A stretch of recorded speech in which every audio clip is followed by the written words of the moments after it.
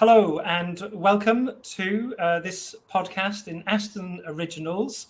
I'm Brian Sudlow. I'm a lecturer in history here at Aston University. And our podcast today is on the topic of Black history in Birmingham.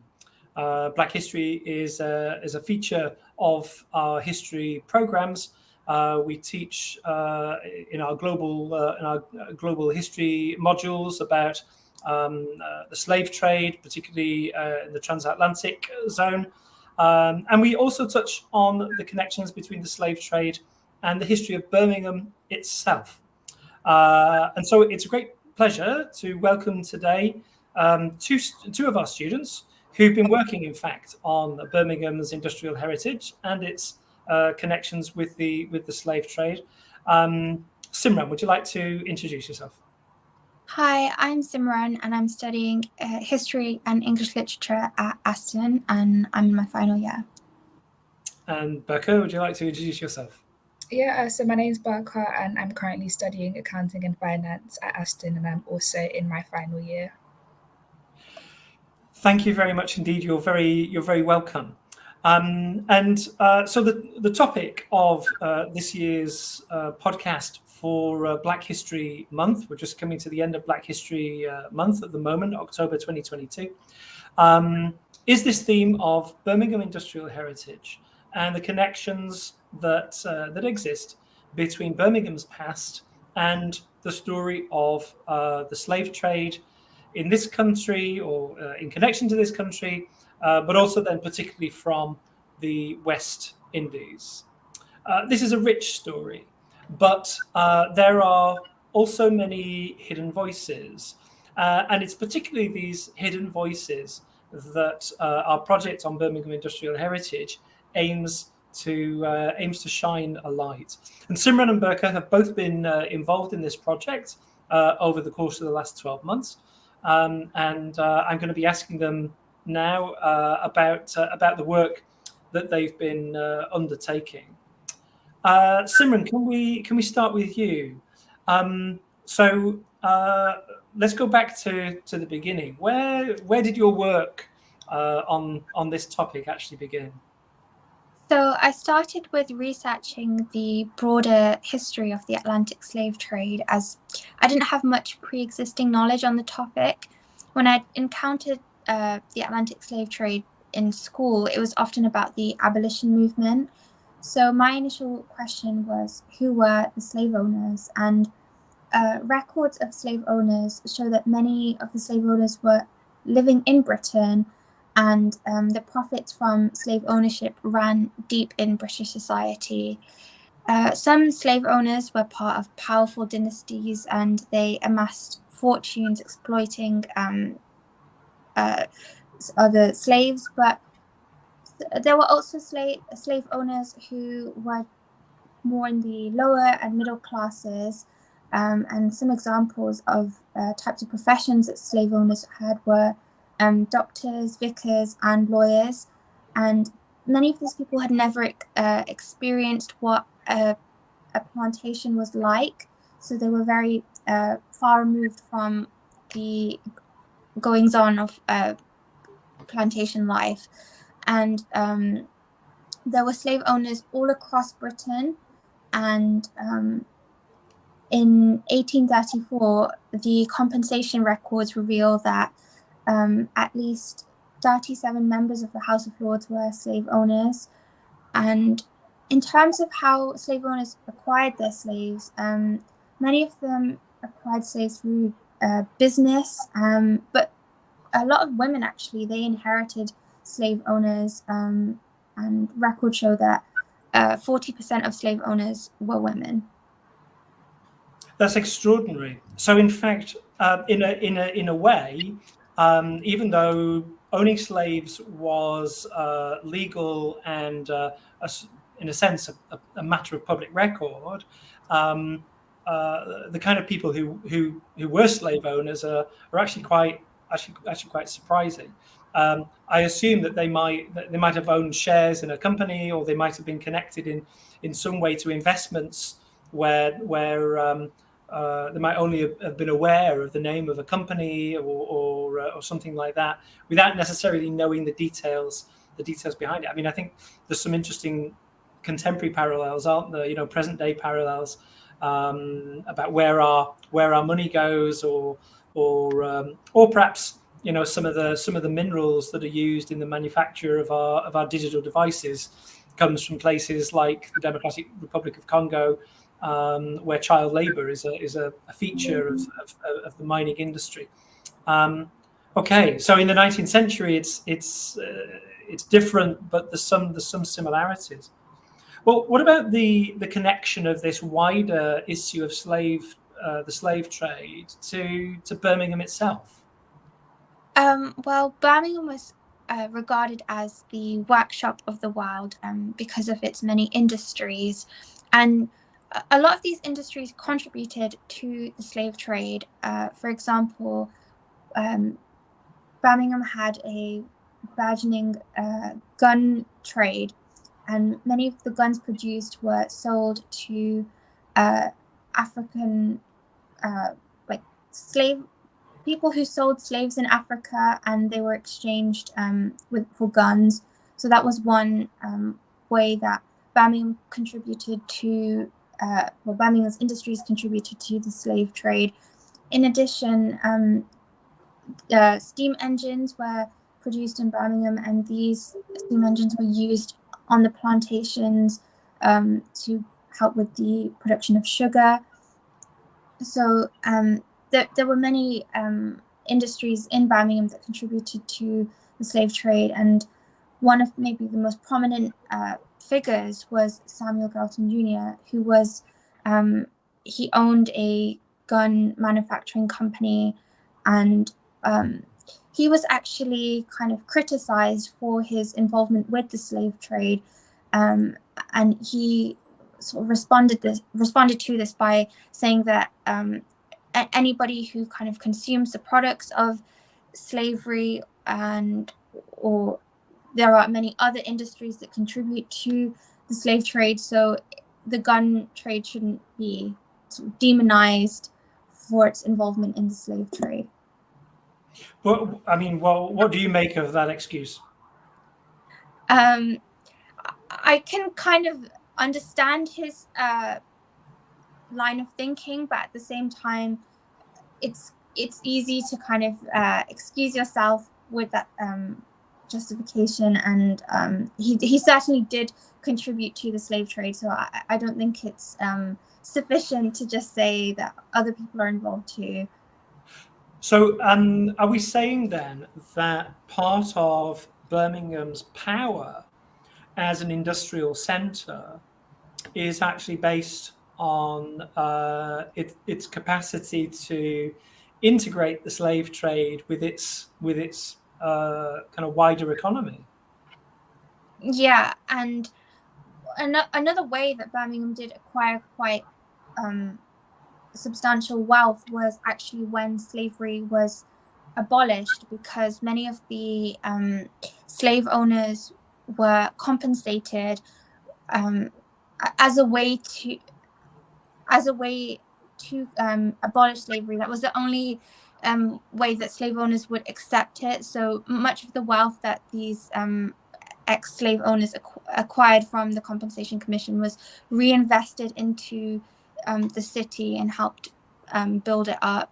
But at the same time, during the Atlantic slave trade, people like Samuel Galton Jr., they diversified their business. So the profits that he made from his gun manufacturing business was invested in other ways, such as producing the Galton train station, and that still exists today. So we see remnants of that time still in our city today. Yeah, absolutely, and the imprint of all that is still very much there. Of course, not everyone was as supportive of the slave trade, and I understand that Birmingham was also a centre for abolitionism as well, and it was known that there was an audience in Birmingham for the abolitionist debate, and also for questions of civil and what we would later call human rights, either abroad or indeed in the UK. So let me bring you to the case that I know that you worked on, the case of Ida B. Wells. Now we're moving a bit forward in the century, aren't we, from the period that we've just been talking about. What did you find about Ida B. Wells? Who was she, and why was there a little debate around her? So Ida B. Wells was a civil rights activist in the States, and she came to Birmingham to speak about the lynch laws that were in practice at the time, and in the United States. In the United States, and effectively these laws meant that any sort of discrimination towards African Americans was accepted. It wasn't against the law, and manifestations of this discrimination occurred in, for example, disallowing Black people to vote or nullifying their vote. So Ida B. Wells tried to protest against this issue, and she found that her grievances weren't being acknowledged in the United States by institutions and individuals. So she came to Birmingham to raise awareness about this issue and gain the support of the English people. Okay, and what do we know about reactions to Ida B. Wells in Birmingham? So I looked at a source from the city councillor in Birmingham, and I think it's interesting when he says, if Solomon were living now, he would say, overmuch philanthropy is a weariness of the flesh. And in this sentence, he's referring to a verse in which the Bible, which King Solomon in the Bible says that much study is a weariness of the flesh. So we can see that the city councillor has extrapolated a religious verse to justify his kind of feeling fed up. Yeah, and lack of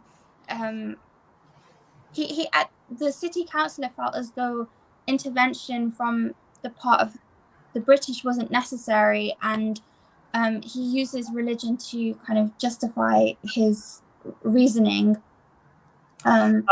So I wonder if we can see a copy of this on the screen. Let's just see if there we go. So in fact, we've got the document there, haven't we? On the left hand side, a wearied councillor's protest. So he's saying that he's wearied. He's wearied because he's hearing about this meeting, and why should he have to go to this meeting that Ida B. Wells will appear at? Now, do we know what Ida B. Wells intended to say at this meeting, Simran? So she had disseminated a packet of literature about it was called The Southern Horrors, Lynch Law in All of Its Phases. So we can speculate that she was coming to discuss this literature in detail and give a lecture on the topic. And again, like I said, try and raise awareness about the lynch laws in the United States and gain favor with the British. And the councillor said it would be inappropriate for him to complain about policing measures in a town in America. How does Ida B. Wells actually tackle that idea? Why turn to England? Why turn to Great Britain in this case?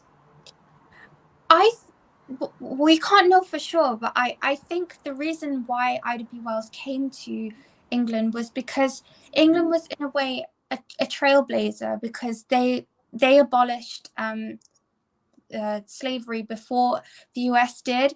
So perhaps she may have saw Britain as being on a higher moral standing, and therefore would be willing to listen to her grievance. That's And my this event happened in 1892, didn't it? So in fact, it's Britain is at the height of its imperial powers. Britain has a certain authority. America hasn't yet taken on that mantle of speaking with authority about overseas countries. It'll only do that at the end of the 1890s, from the time of the war in Cuba. So it's interesting, isn't it, to hear an American turning to the British for, as it were, an intervention as a moral authority in the world. Okay, thank you very much, Simran. Is there anything you'd like to add before we pass on to chat with Burqa? I think that's all for now. Yeah. Okay. Good. Now, we should have Burqa somewhere in the system. Sam, can you help us, please?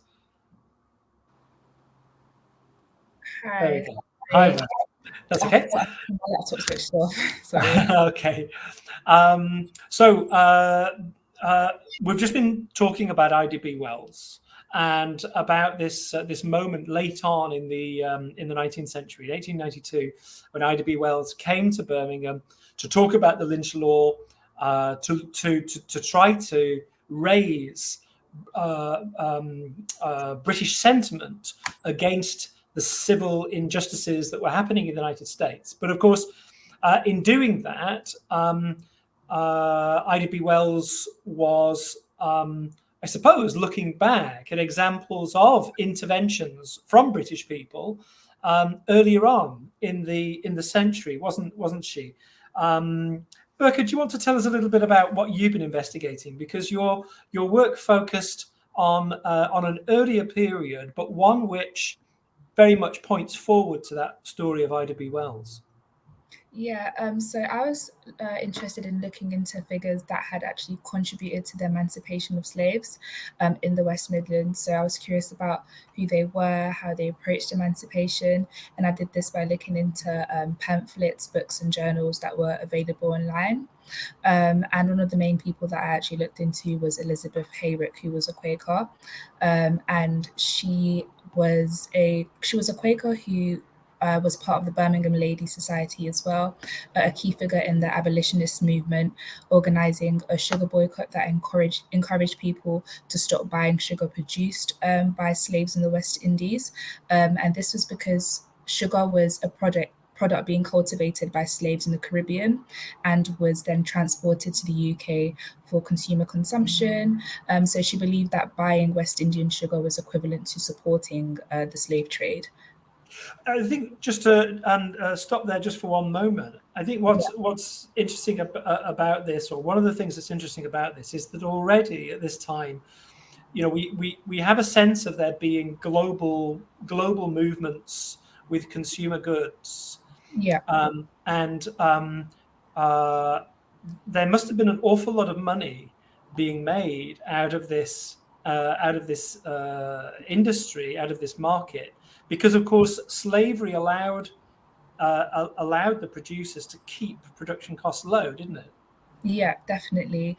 So I also sort of developed an interest in why there was such a general reluctance towards emancipation. And one of those was actually that slavery had become an economic engine, playing such a critical role in economic development. So, for instance, in the South, the South was producing 75% of the world's cotton, and enslaved workers became such a significant investment for Southern planters. And by 1680, the British economy improved and more jobs became available in Britain. But during this time, slavery had become so morally and legally accepted that it was almost impossible for people to let go of the fact that it wasn't okay. And they sort of just accepted it as being okay because it was so embedded in the system. Do you see parallels with today's sort of consumer markets? Yeah, it is it is still relevant today. We see in, for instance, in the fast fashion industry, I don't know if you're aware of a company called Shein.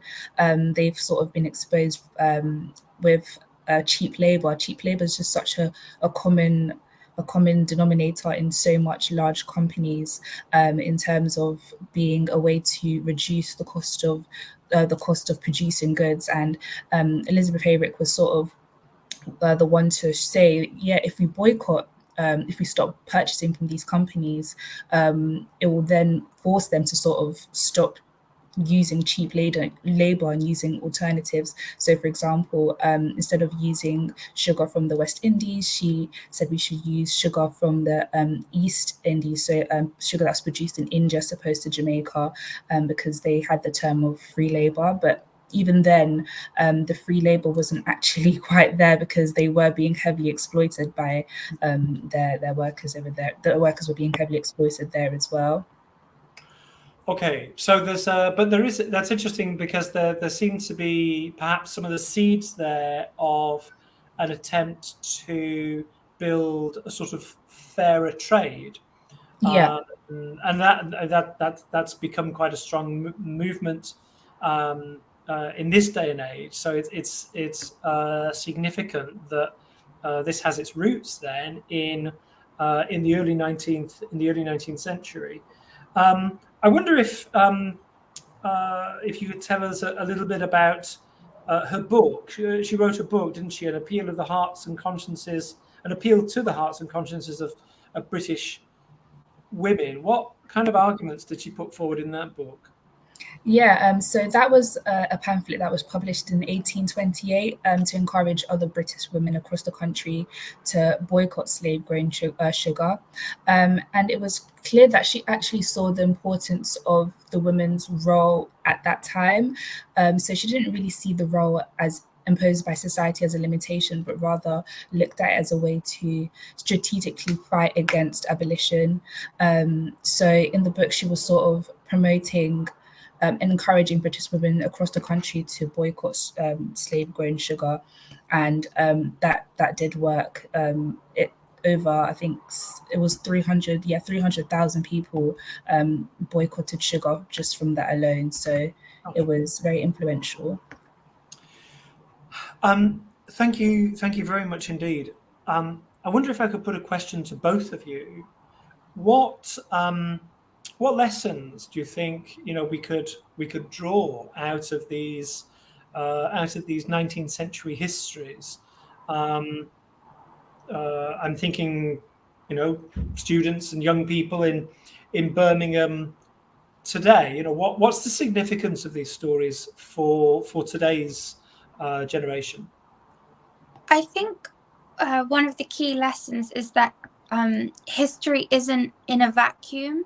As we've discussed before, many of the phenomena that we saw during the slave trade have parallels to today, as we talked about with fast fashion and such. So the idea that our world today is shaped by the history of the before, and also, as we mentioned with the Slave Compensation Commission, slavery was very profitable and it has helped to build up Britain. So we must acknowledge that past and how it's in a way underdeveloped other parts of the world. So again, like I said, having parallels to today and having built up the city how it is today. Okay, Berka, what do you think? I'd say that sort of looking into this sort of history has been is very useful for today. It's very encouraging for the youth today, especially.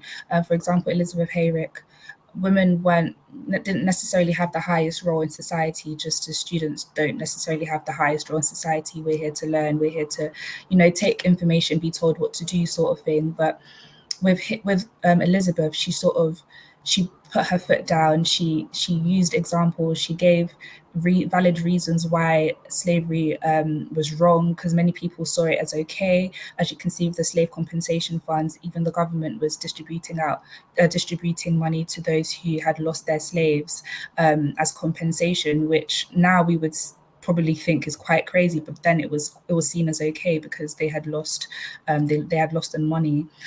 So I'd say can I just sort of come in here with just to note that compensation scheme was, I think, one of the largest payouts that the British state ever made. Yeah. Even up to today, it's an extraordinary amount of money. Yeah, and also from so sort of putting her foot down. For example, she was part of the Birmingham Ladies Society as well, and they would usually give an annual donation of £50 to the National Anti-Slavery Society, but she was only willing to give that donation until they had dropped the word gradual from abolition, because she believed in immediate emancipation of slaves. She didn't want it to be a gradual process, but of course, because the women didn't really have as much power as the men at the time, all they could do was put their foot down and say, we're not going to give our donation unless you drop that word gradual. And in 1830, the men dropped the word gradual, and you can see that actually had an effect. Sort of putting your foot down and giving your examples, giving your reasonings. We can use that today, despite your position in society, or despite the sort of access you have to Parliament or anything like that. You can put your foot down and make a difference, even if it's something as small as boycotting something like sugar. So and that's also very interesting as well, isn't it? Because it tells us something about the urgency that Hayrick and others saw in the emancipation question, and also it tells us something about the vested interests that she felt that she had to oppose by vigorous action as well. So Berka, Simran, thank you very much indeed for your contributions during this podcast. To the viewers and listeners, thank you very much for joining us on this podcast, Aston History podcast with Aston Originals. We have 3 programs here at Aston University looking at history and politics, history and international relations, history and English literature, and all of them include the study of Black history and history of the slave trade and of Birmingham's industrial heritage as well. So by all means, go and look at our course pages, and we have open days and visitor days on a regular basis too. That's all for now. Thank you to Simran and to Berka for joining us. I'm Brian Sudlow, and thank you for joining us on this Aston Originals podcast.